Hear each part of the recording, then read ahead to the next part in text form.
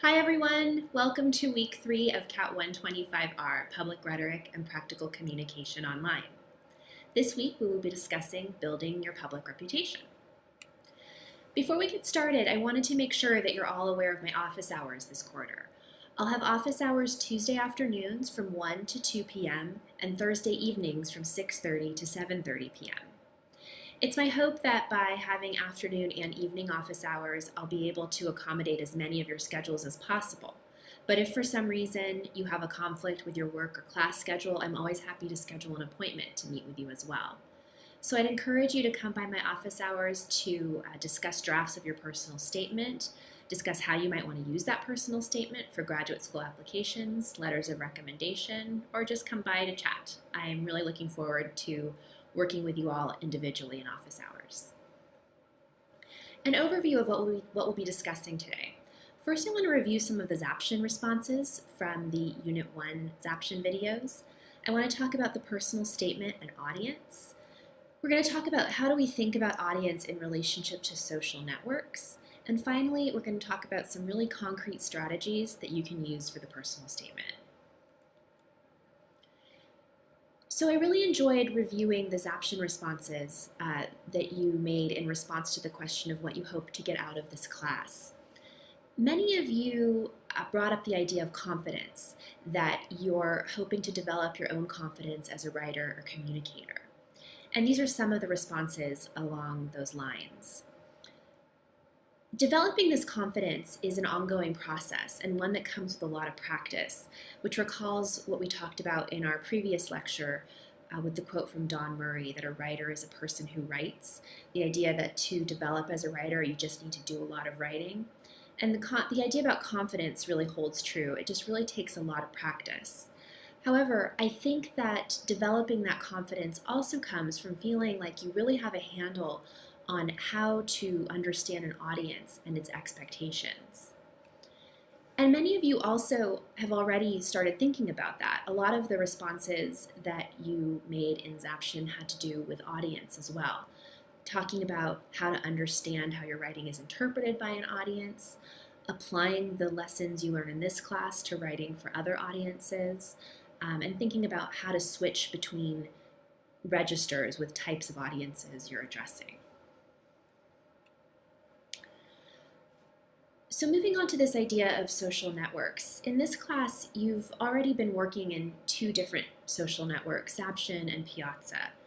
And as you're aware, Zaption facilitates multiple networks of communication, multiple avenues of communication, as you post your writing and then receive responses from your peers and from me.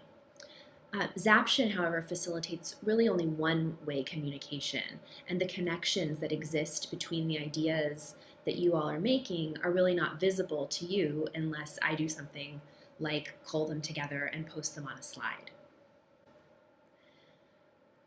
Ideas about audience and social network are really relevant to the personal statement assignment. The purpose of the personal statement assignment is to persuade.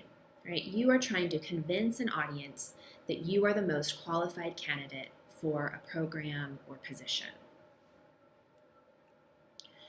So while that purpose may be pretty clear for the personal statement, the audience, determining who that audience is more challenging. You may not know who the audience members are as individuals for the personal statement, and you also may not know how those individuals are connected to one another or connected to mentors or folks you know who have written letters of recommendation on your behalf. So the interesting thing about the personal statement is that you're establishing credibility both through what you've written in the personal statement itself and through the networks that exist through your mentoring relationships, through faculty you've worked with, and how those mentoring relationships become visible in the form of letters of recommendation.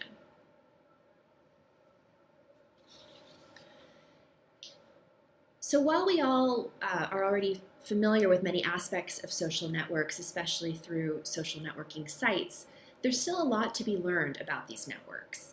And this week you'll learn more about them in a lecture from Professor James Fowler, who's an expert on social networks and a UCSD professor.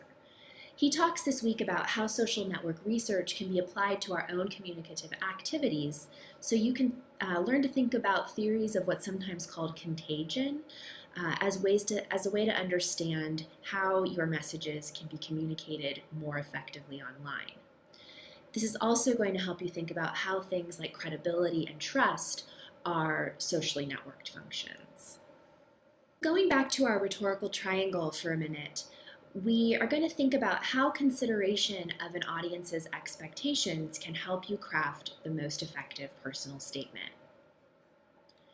You have many expectations to balance in this assignment, and I think the more you think about the lessons we're working on this unit about social networks, the better you'll be able to manage them, balance them, the better you'll be able to do in writing the personal statement. So some of the audience expectations that exist are demonstrating writing ability, major areas of interest, research and or work experience, educational background, immediate and long-term goals, reasons for deciding to pursue a particular field, maturity, motivation and commitment, the realism of your expectations, and personal uniqueness. What you would add to an incoming class or to a workforce in a given company.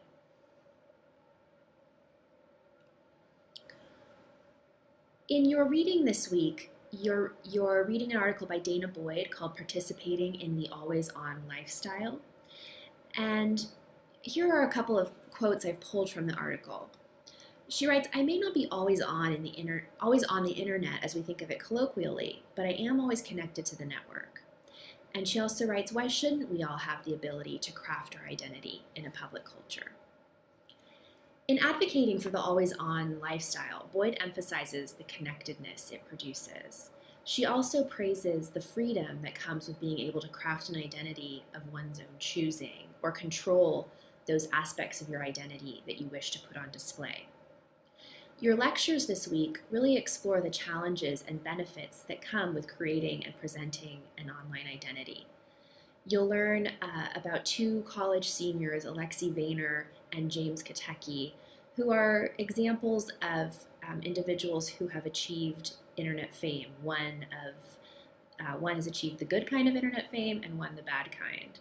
You'll also learn about a student named Vicky Zoe, who dealt with the challenge of balancing potentially competing identities online, one as a scientist and entrepreneur, and another as a competitive ballroom dancer. Now that we've previewed some of the reading and lecture materials you'll be working on this week, I wanted to give you some concrete strategies to use for your personal statements. In doing so, we'll be looking at some samples that have been written by previous CAT125 students. The first strategy I wanted to discuss is to support your assertions. So here we have a sample from a student who has had two different internships, and he or she uses that experience with the two different internships to support an assertion that he or she can take a holistic and well-rounded approach to business. So I'll let you read the slide on your own time. You can go ahead and pause the video to do that. We can see here that the student makes an assertion about, as I said, a holistic and well-rounded approach to business, and then uses details to support that assertion. Discusses the two different internships, the surgical laboratory assistant position and the business development intern position, and discusses the type of experience that he or she gained with each. So the interesting thing about the support for this assertion is that it's detailed, and I think also that it demonstrates maturity, right? We talked about maturity as one of the audience expectations. So this demonstrates that maturity by using examples that are timely, right? They are examples that this student has engaged in recently. Sometimes we have an impulse with a personal statement to write chronologically and to start from childhood, and almost always using an example from childhood can have the effect of presenting you as more juvenile than you would really want to for this assignment. So I'd caution you against using childhood examples and encourage you to instead focus on examples from the more recent past. The next strategy I wanted to talk about is to provide relevant detail. So again, I'll let you read this slide on your own time. You can pause the video. And here we have a student who is describing his or her work on the UCSD autonomous airplane team. So the detail that the student provides supports a specific assertion, again, about leadership skills. So while I'm sure this student participated in many different aspects of the team, he or she really focuses in on those details that have to do with leadership.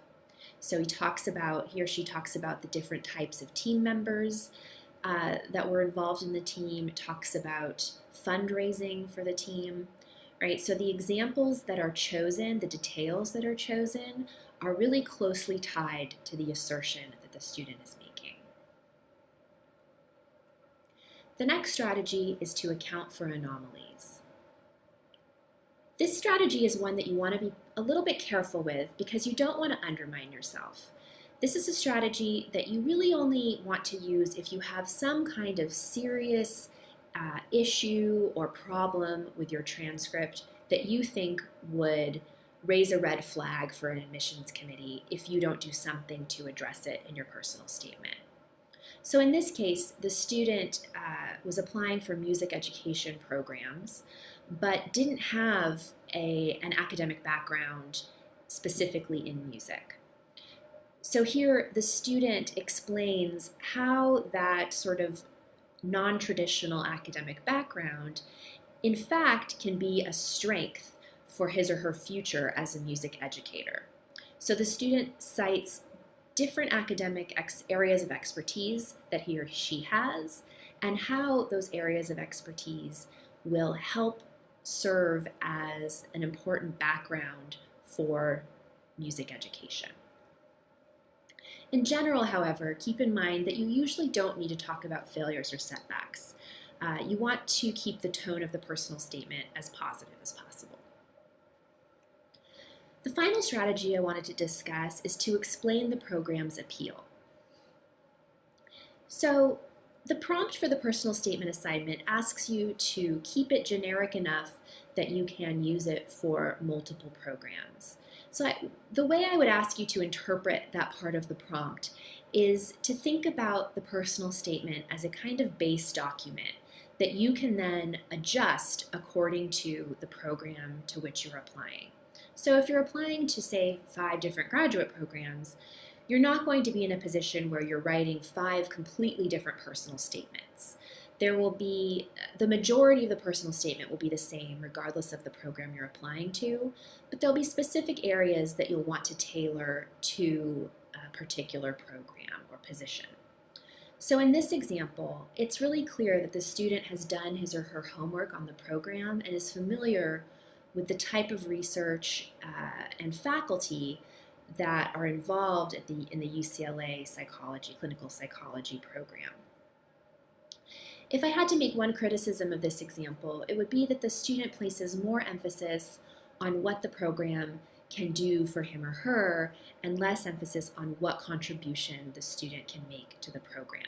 So you want to make sure you're emphasizing what you add, not just what they can give to you. So that's all I have for today's introductory lecture. I look forward to working with you all more this week, reading your material on Piazza, and seeing you all in office hours. Have a good one.